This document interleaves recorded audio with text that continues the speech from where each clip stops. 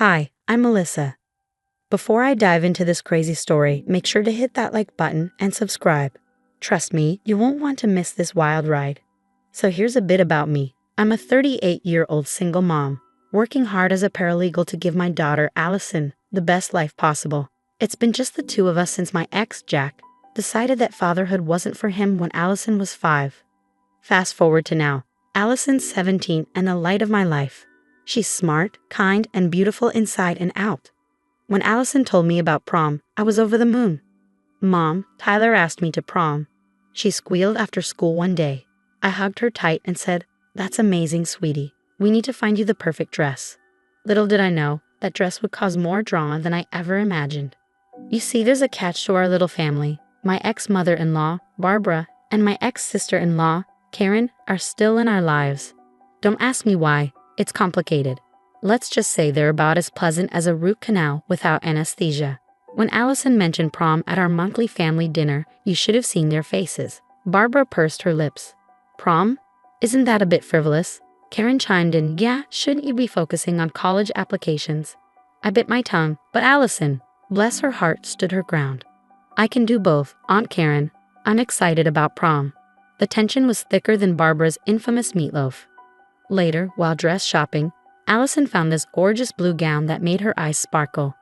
"Mom, it's perfect," she gushed. I checked the price tag and winced. It was steep. But seeing Allison's face, I knew it was worth it. "You're going to be the belle of the ball, sweetie," I said, swiping my credit card. When we showed Barbara and Karen the dress, their reactions were interesting. Barbara sniffed. "It's a bit revealing, don't you think?" Karen added, "And that color. It's not really your best, Allison." I saw Allison's face fall and felt my blood boil. "I think she looks beautiful," I said firmly. Over the next few weeks, Allison was all about prom prep. She and her friends were constantly chatting about corsages, limos, and after parties. But every time Barbara or Karen were around, they'd make these little digs. "You're not wearing heels, are you? You'll tower over poor Tyler," Karen would say. Or Barbara would chime in with, "I hope you're not planning on staying out too late. It's not ladylike." I tried to shield Allison from their negativity, but I could see it was getting to her. The night before prom, Allison was a bundle of nerves and excitement. We were doing last-minute prep. Nails, hair, the works. "Mom, what if something goes wrong?" Allison fretted. I squeezed her hand. "Nothing's going to go wrong. Tomorrow's going to be perfect." As I hung up Allison's dress, making sure it was wrinkle-free for tomorrow, I had no idea of the storm that was about to hit. Sometimes the people you think you can trust are the ones you should watch out for the most. I had to run to the store for some last-minute items. Hairspray, bobby pins, you know the drill. Barbara and Karen offered to come over and help Allison with some final preparations. "That's so nice of you," I said, surprised by their sudden enthusiasm. As I left, I saw them heading upstairs with Allison. I should have trusted my gut feeling that something was off, but I pushed it aside, wanting to believe they were finally coming around. Little did I know, that decision would lead to a night I'd never forget, and not in a good way. I rushed back from the store, excited to surprise Allison with her favorite snacks for our prom prep night. As I pulled into the driveway, I noticed Barbara and Karen's cars were still there. Weird, I thought they'd be gone by now. I quietly entered the house, hearing hushed voices, and was that the sound of scissors? My heart started racing as I crept up the stairs. Nothing could have prepared me for what I saw when I pushed open Allison's bedroom door. There, in the middle of the room, stood Barbara and Karen, scissors in hand, surrounded by blue fabric scraps. My daughter's beautiful prom dress lay in ruins on the bed. "What the hell are you doing?" I screamed, dropping the shopping bags. Barbara and Karen whirled around, faces pale. "Melissa, we were just..." Karen stammered. "Just what?" "Destroying my daughter's dress? Have you lost your minds?" I was shaking with rage. Barbara stepped forward, chin raised defiantly. "We're doing what's best for Allison. That dress was inappropriate." "Inappropriate?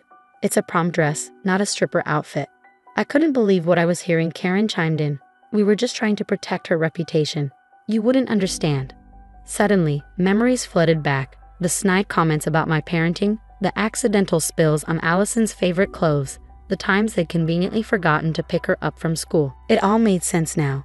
"You've always been jealous," I realized aloud. "You can't stand to see Allison happy." Barbara scoffed. "Don't be ridiculous. We love Allison. Love? This isn't love. This is control and manipulation. I shot back. Just then, I heard a gasp from the doorway. Allison stood there, eyes wide with horror as she took in the scene. My dress, she whispered, tears welling up. I rushed to her side, pulling her into a hug. Oh, sweetie, I'm so sorry. Allison broke down, sobbing. Why would they do this? Grandma, Aunt Karen, how could you? Barbara had the audacity to look offended. We were trying to help, dear. That dress was much too revealing. Get out, I growled, my voice low and dangerous. Get out of my house right now. Karen tried to protest, but we were just. Out, I roared, pointing to the door. As they scurried out, I turned my attention back to Allison, who was still crying. What am I going to do, Mom? Prom's tomorrow, and my dress is ruined. I held her tight, my mind racing. How was I going to fix this? The dress shops would all be closed by now. We'll figure something out, sweetie, I promise, I said, trying to sound more confident than I felt. As I comforted my heartbroken daughter, I knew one thing for certain. Barbara and Karen weren't going to get away with this. They'd finally gone too far, and it was time they faced the consequences of their actions. But first things first, I had a prom dress to magically produce in less than 24 hours. Talk about a mother's worst nightmare. As Allison finally drifted off to sleep, exhausted from crying, I sat at the kitchen table, my mind racing. This wasn't just about a ruined dress anymore. It was about years of manipulation and cruelty. I picked up my phone and dialed Jack, my ex. We need to talk. It's about Allison. 30 minutes later, Jack was at my door, looking concerned. What's going on, Melissa? I filled him in on everything, and his face grew darker with each word. I can't believe my own mother and sister would do this, he said, shaking his head. Believe it. And it's not just this. Remember when Allison didn't get invited to Karen's kids' birthday parties? Or when Barbara accidentally spilled wine on her graduation dress? Jack's eyes widened. You think those were intentional? I know they were. And we're going to prove it. We spent the next few hours calling friends and family, piecing together a pattern of Barbara and Karen's behavior. The stories came pouring in. My friend Lisa chimed in. Remember when Barbara told everyone Allison cheated on that math test? I knew that wasn't true. Jack's cousin Tom added. Karen once told me Allison was spreading rumors about my daughter. I should have known better than to believe her. By morning, we had a list of incidents spanning years. It was time to call in the big guns. I reached out to my old college roommate Sarah, who was now a hotshot lawyer. Sarah, I need your help. We met at a cafe where I laid out everything we'd uncovered. Sarah whistled low. This is some serious stuff, Melissa. We're talking harassment, defamation, maybe even destruction of property with the dress incident. What can we do? I asked. Well, legally we could pursue charges, but given its family, there might be a better way to handle this. That's when the idea hit me. The annual family reunion was coming up in 2 weeks. Everyone would be there. Sarah, what if we expose them in front of the whole family? A slow smile spread across Sarah's face. Now that's an idea I can get behind. Let's plan this out. Over the next few days, while helping Allison prepare for prom, thank God for 24-hour tailors and my emergency credit card, we put our plan into motion. We gathered photos, screenshots of texts, and even security camera footage from my house showing Barbara and Karen with the destroyed dress. Jack reached out to extended family members, subtly ensuring everyone would attend the reunion. Lisa helped us create a slideshow of evidence, while Tom offered to be our tech guy at the reunion. We need to make sure they can't wiggle out of this, I said during one of our planning sessions. Sarah nodded. I've drafted a statement detailing their actions. We'll distribute it to everyone after the presentation. As the day approached, I felt a mix of nervousness and determination. Barbara and Karen had no idea what was coming. The night before the reunion, Allison asked, Mom, are you sure about this? It seems intense. I hugged her tight. Sweetie, sometimes you have to stand up to bullies, even when they're family, especially when they're family. When they're family. Jack chimed in, your mom's right, kiddo. What they did to you is not okay. And it's time everyone knew the truth. Allison nodded slowly. Okay, I trust you guys. As I laid out my outfit for the reunion, I took a deep breath. Tomorrow, everything would change. Barbara and Karen thought they could manipulate and hurt us without consequences. They were about to learn just how wrong they were. Ready for tomorrow? Jack asked as he was leaving. I nodded, a determined glint in my eye. More than ready. It's time to end this once and for all. Let the showdown begin. The day of the family reunion arrived and my stomach was in knots. Allison, Jack, and I arrived early to set up our little presentation with Tom's help.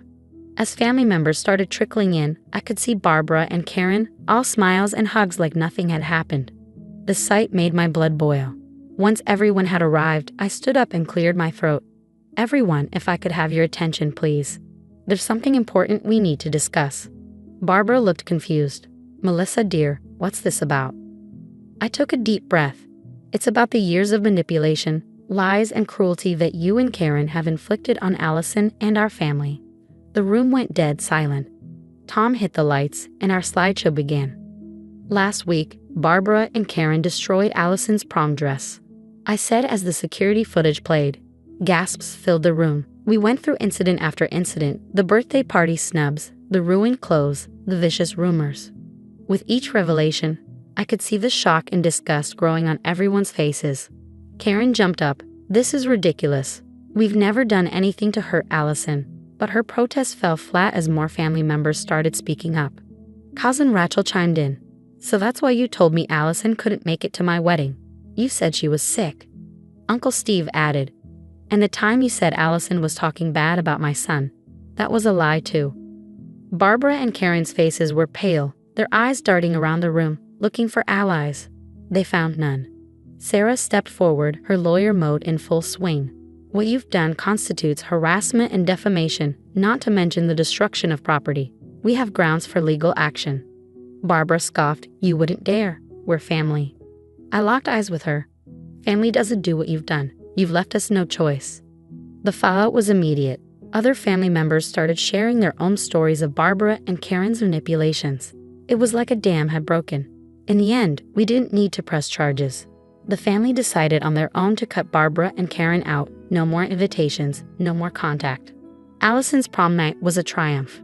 In her new dress, even more beautiful than the first, she was radiant.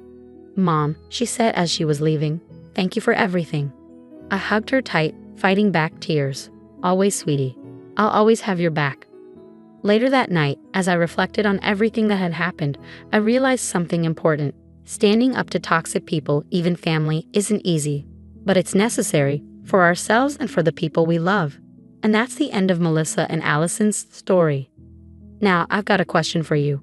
Was Melissa justified in exposing Barbara and Karen's behavior to the entire family, or should she have handled the situation more privately? Is public confrontation ever the right approach when dealing with toxic family members? Share your thoughts in the comments below. Your perspective could help others facing similar family conflicts. If this story resonated with you and you want to hear more like it, hit that like button and subscribe to our channel. Your support helps us bring more of these real-life dramas to light. Thanks for watching. We'll see you in the next video.